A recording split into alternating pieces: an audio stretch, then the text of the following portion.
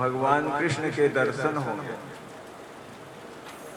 निश्चय ही कोई पूर्व जन्म का सुकृत है, वो उदय हो गया, नहीं तो मेरे भाग्य ऐसे कहां।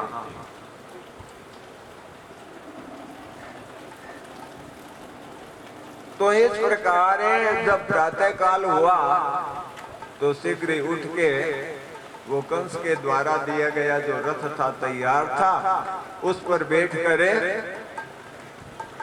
भगवान का चिंतन करते हुए जा रहे हैं कि कृष्ण मेरे से मिलेंगे तो मुझे चाचा जी तो अवश्य कहेंगे, बड़े उदार हैं, कृपालु हैं।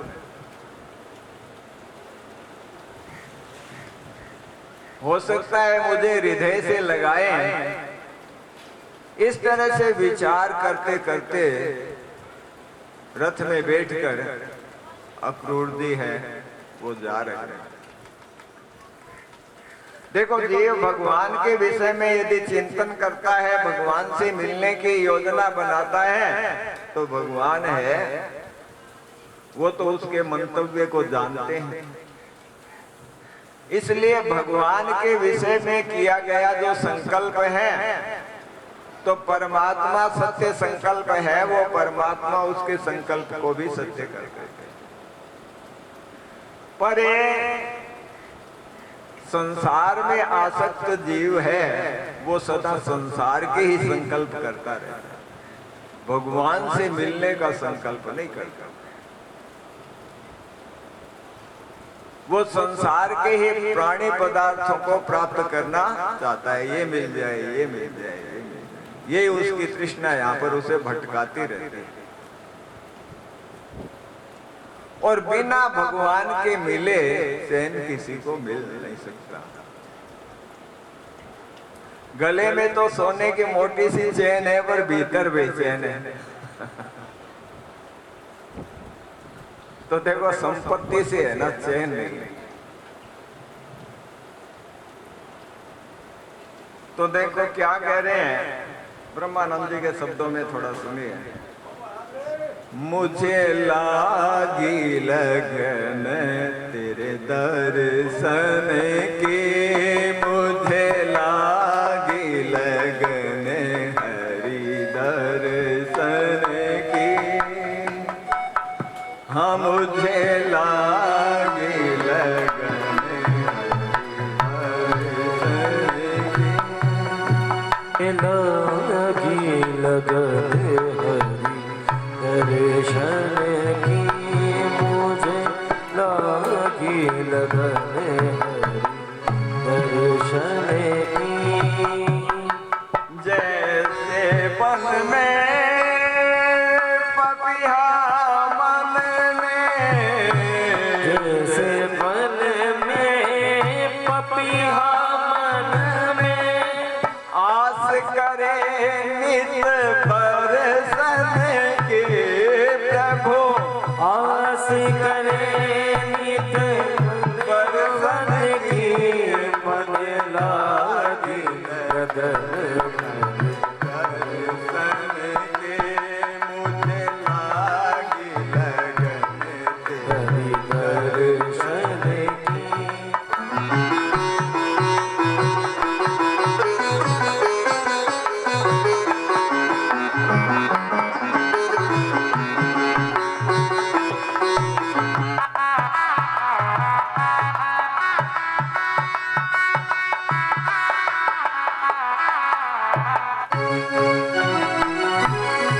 गले बनमाला मुकुट विशाला, गले बनमाला मुकुट विशाला। आंख बंद करके अंदर देखिए, अंदर झांके देखिए भगवान की ये छवि, आंखें बंद करके।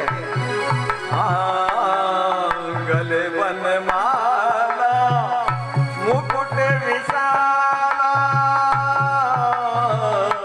गले बनमाला मुकुट विशाला, प्रीत वसन सुंदर तन के प्रभु, प्रीत वसन सुंदर तन की, मन लागी लगन लगन हरि दर्शन की मन लागी लगन हरि दर्शन की।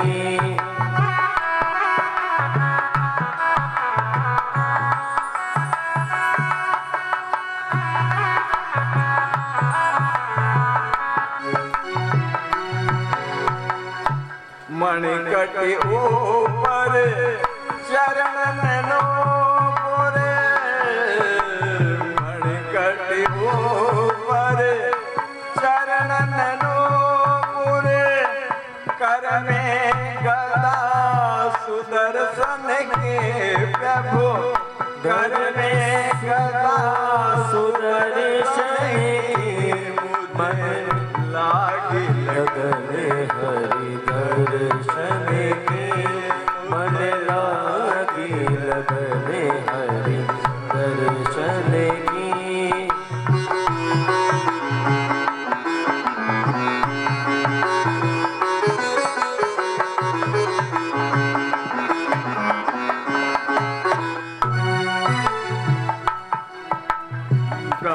ब्रह्मानंद आसमन माहे, ब्रह्मानंदी आसमन माही, ब्रह्मानंद आसमन माहे, चरण कमल युग परसन की हो प्रभु, चरण कमल युग परसन की मन लागी लगन हरि दर्शन की मन लागी लगन हरि दर्शन की लागी लगन हरि दर्शन की। तो देखिए लगन लग जाए, लगन हरि से लगा बैठे, अब जो होगा देखा जाएगा, फिर वो सब कुछ भुला देता। भगवान की लगन लग जाए। लगन कैसी होती है? लगन लगन सब कोई कहे, लगन कहावे सोय, और नारायण व लगन में तन मन डारे खोए। जिसमें तन और मन की सुधि भूल जाए वो लगन होती। नारायण हरि लगन में ये पांचों न सुहात, विषय भोग निद्रा हंसी, जगत प्रीति बहुबात। भगवान की लगन लगती है तो क्या होता है कि ये पांच बातें होती है। नारायण हरि लगन में ये पांचों न सुहात, विषय भोग पहली, और दूसरा निद्रा, तीसरा हंसी मजाक, चौथा जगत की प्रीति, और पांचवा बहुत बातें। भगवान के लगन लगने पर ये बातें अच्छी नहीं लगती पांचों। तो इस प्रकार भगवान की लगन में भगवान का चिंतन करते करते अक्रूर जी जा रहे हैं। देखो जो अक्रूर होता है ना, अक्रूर मानी जो क्रूर नहीं है, वो ही हरि को प्राप्त कर सकता है, ला सकता है। इसलिए अक्रूर जी को कंस ने भेजा था। तो अक्रूर जी वैसा ही चिंतन करते हुए जा रहे हैं। सुबह चले थे, दूरी तो इतनी नहीं है, लेकिन सायंकाल हो गया पहुंचते पहुंचते। वहां भूमि को देखा जहां पर भगवान गोचारण करते हैं, तो उनके चरण चिन्ह पड़े थे, जिनमें चक्र है, गदा है, पद्म है आदि के चिन्ह रेखांकित थे ब्रज भूमि में। तो अक्रूर जी रथ से उतर जाते हैं और उस भूमि में लौटने लग जाते हैं भगवान के चरण रज को प्राप्त करने के लिए, उसका स्पर्श पाने के लिए। इस प्रकार देखो दिव्य भूमि है, जहां भगवान की पावन शरण रज बिखरी हुई थी। इस प्रकार भाव विभोर होते हुए अक्रूर जी वहां वृंदावन में पहुंचे। सायंकाल का समय है, इधर से गोचारण करके भगवान बलराम जी के साथ आ रहे हैं। जैसे ही अक्रूर जी ने उनको देखा तो उन्होंने उनके चरणों में प्रणाम किया, तो भगवान ने झट से उनको उठा लिया। चाचा जी ये क्या कर रहे हैं, और अपने हृदय से लगाया।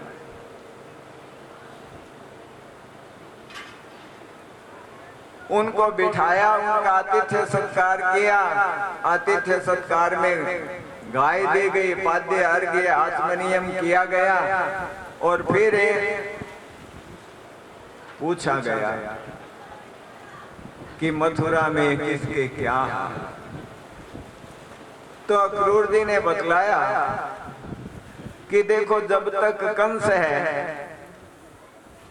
तब तक ये अच्छे कैसे हो सकते हैं,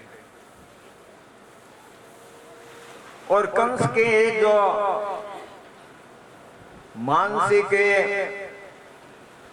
उसकी चाह थी वो सारी की सारी अक्रूर जी ने भगवान के सामने बता दी कि आपको इस तरह से बुलाया है और इस तरह से सारी व्यवस्था है, और वो ये चाहता है, आपको नष्ट करना चाहता है।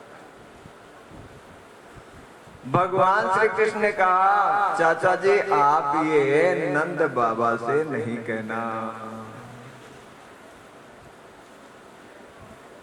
हम आपके साथ चलेंगे, पर आप नंद बाबा को ये मत बताना, उसकी चाह क्या है ये मत बताना, जो उसने बुलाया है ये बताना। तो जब नंद बाबा से मिले तो अक्रूर जी ने बताया कि देखो, इस तरह से वहां पर मथुरा को बहुत सजाया गया है, और वहां पर एक धनुष यज्ञ किया गया है, और वहां पर मल्ल क्रीड़ा होगी। तो आप सबको कंस ने रथ भेज कर बुलाया है कि आप भी उसको देख सको, उत्साह मना सको। तो नंद बाबा ने सोचा कि क्योंकि मैं कंस को कर देता हूं, इसलिए कंस मेरा इतना सम्मान करता है।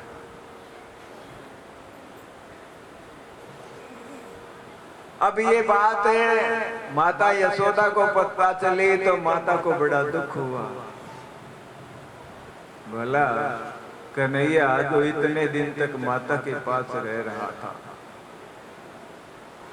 उसका वियोग माता कैसे सहन करे। गोपियों को पता चला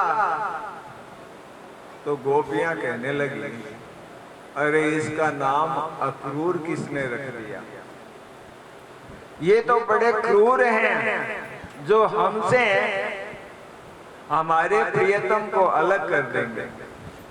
वो तो हमारे प्राण ही हैं, यदि उनको ये ले जाएंगे तो फिर हमारा जीवन क्या शेष रहेगा।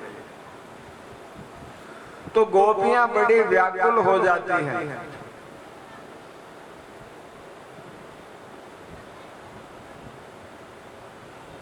जिस किसी प्रकार से माता को कन्हैया है वो आश्वस्त करते हैं। प्रातः काल होता है, गोपालक है वो बड़े प्रसन्न हैं कि हम कन्हैया के साथ जो हैं वो मथुरा देखने के लिए जाएंगे, उनको खुशी है। प्रातः काल रथ तैयार हैं, और दूसरे रथ में छकड़े में बाबा ने खाने पीने का सामान रखा।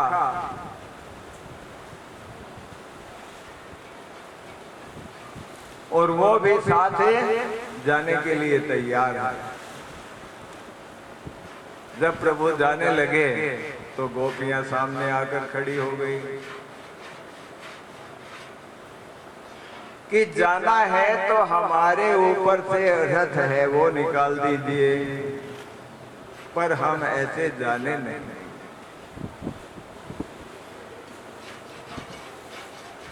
तो भगवान गोपियों को आश्वस्त करते हैं कि मैं शीघ्र ही लौट कर आऊंगा। जब गोपियां इस तरह से आश्वस्त हुई,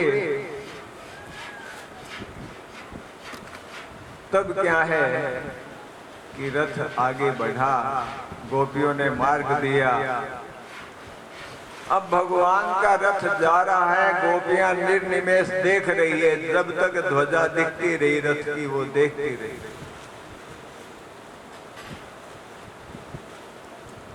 अक्रूर जी रथ लेकर जा रहे हैं, गोप बालक जा रहे हैं और छकड़ों में नंद बाबा जा रहे हैं।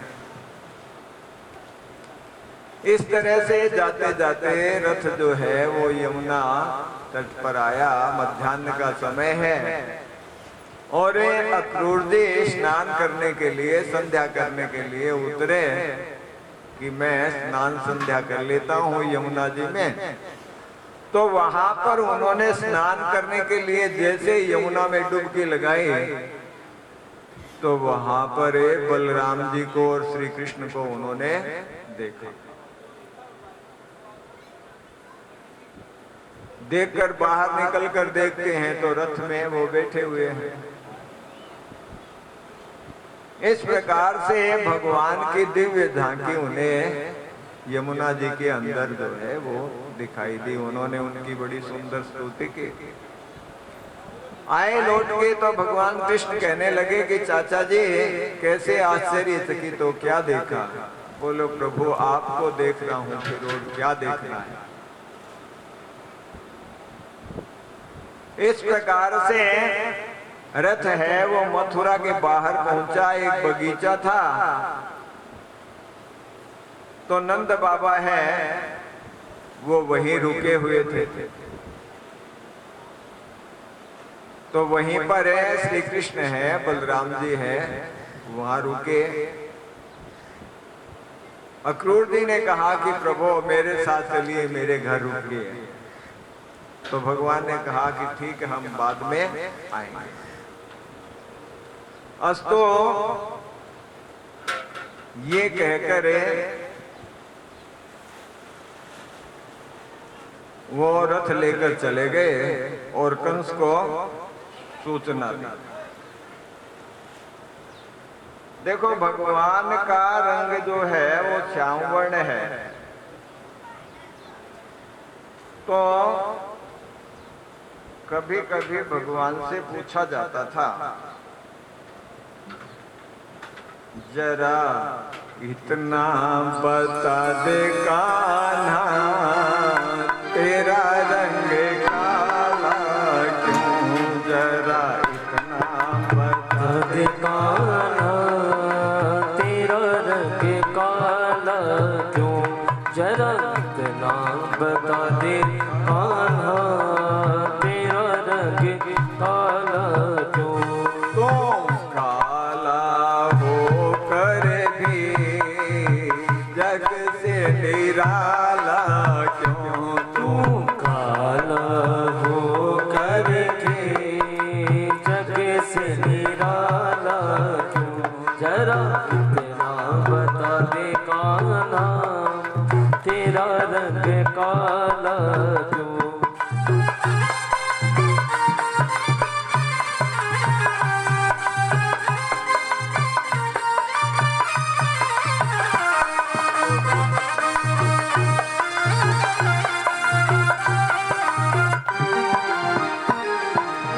हो मैंने काली रात में जन्म लिया, हो मैंने काली रात में जन्म लिया, और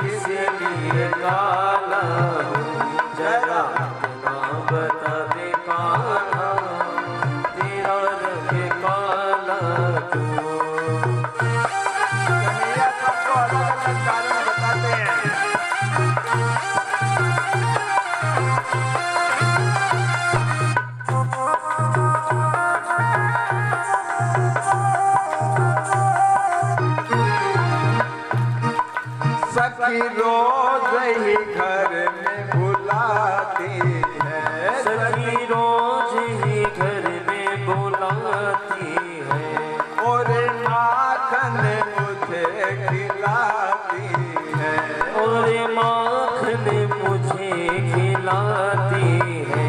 सखियों का दिल काला इसलिए काला हूँ, सखियों का दिल काला इसीलिए काला हो, जरा इतना बता भगवान दिल दे। में जाते हैं तो भक्तों की काली माँ है वो अपने ऊपर ले लेते हैं, क्योंकि भक्तों के भी हृदय तो काले होते हैं, वो कालों से हैं, वो भगवान अपने पर ले लेते हैं।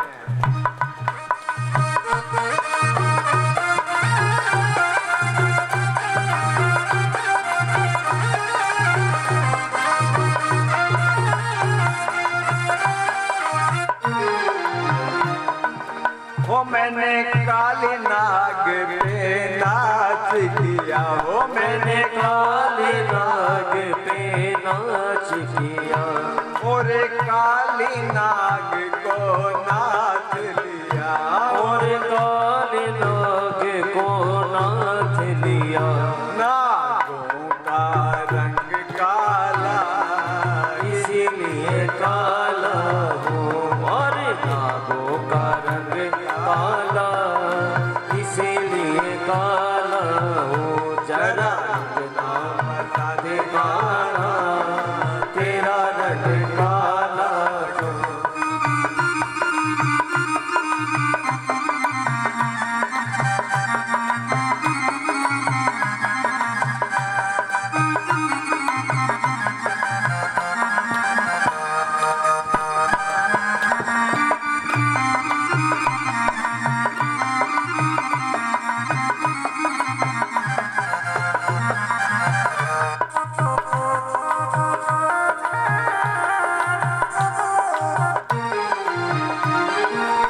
सावन में बिजली कड़कती है, सावन में बिजली कड़कती है, हम दरिया बहुत बरसती है, बदरिया बहुत बरसती है। बादल का रंग काला इसलिए काला हूँ, बादल का रंग काला इसीलिए काला हो, जरा इतना बता दे काला मेरो रंग काला क्यों।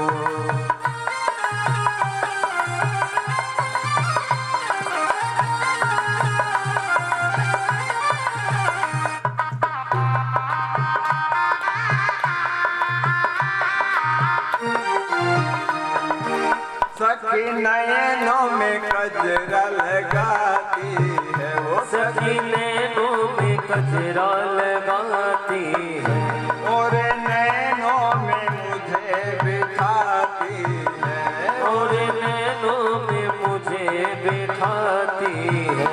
कजरे का रंग काला इसलिए काला हूँ, कजरे का रंग काला इसीलिए काला हो, जरा इतना बता दे काला तेरा रंग काला क्यों, जरा इतना बता दे काला तेरा रंग काला क्यों। तो काला होकर भी जग से निराला क्यों, तुम काला हो करके जग से निराला।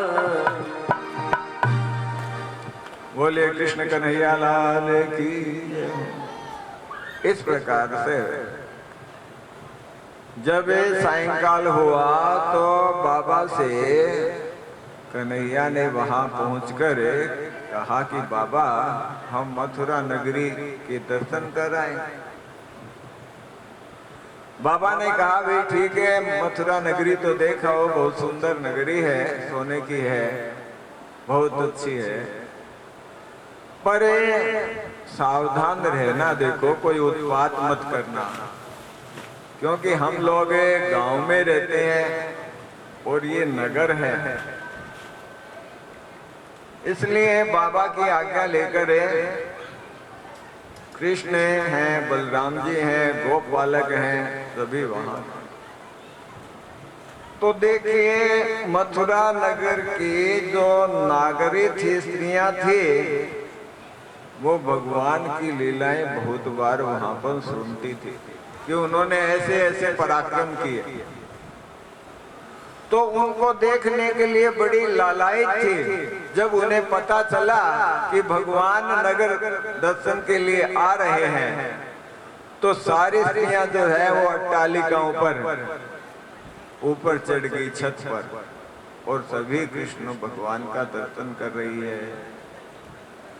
कोई फूलों की वर्षा कर रही है, कोई खील डाल रही है। इस तरह से भगवान नगर को देखते हुए जा रहे हैं। सामने से एक धोबी है, वो आया, जो कंस का धोबी था, बहुत वस्त्र थे उसके पास। भगवान ने कहा कि भाई ये जो वस्त्र है ये कहाँ ले जा रहे हो? बोले कंस के वस्त्र है। बोले हमें भी वस्त्र दे दो। तो धोबी ने बड़ी बुरे तरह से फटकारा कि अरे ग्वाले, तुम ग्वाला लोग हो और राजा के वस्त्र चाहते हो? मैं राजा का धोबी हूं। ये रामावतार वाला धोबी था, इसलिए उसने ऐसा कहा। तो भगवान ने एक थप्पड़ लगाया तो उसका सिर जो है वो दूर जाके गिरा। बाकी जो उसके सहचर थे वो कपड़े की पोटलियां वहीं रखकर भाग। अब ग्वाल बालक हैं, उन्होंने उसमें से वस्त्र छांट छांट कर पहन लिए। कन्हैया ने भी पहन लिए, बलराम जी ने भी पहन लिए। गोप बालकों को कपड़े मिलते ही नहीं थे, वहां पर तो नंगे पैर घूमते थे। अब वस्त्र पर पूरे नहीं आए, पर गोप बालक वस्त्र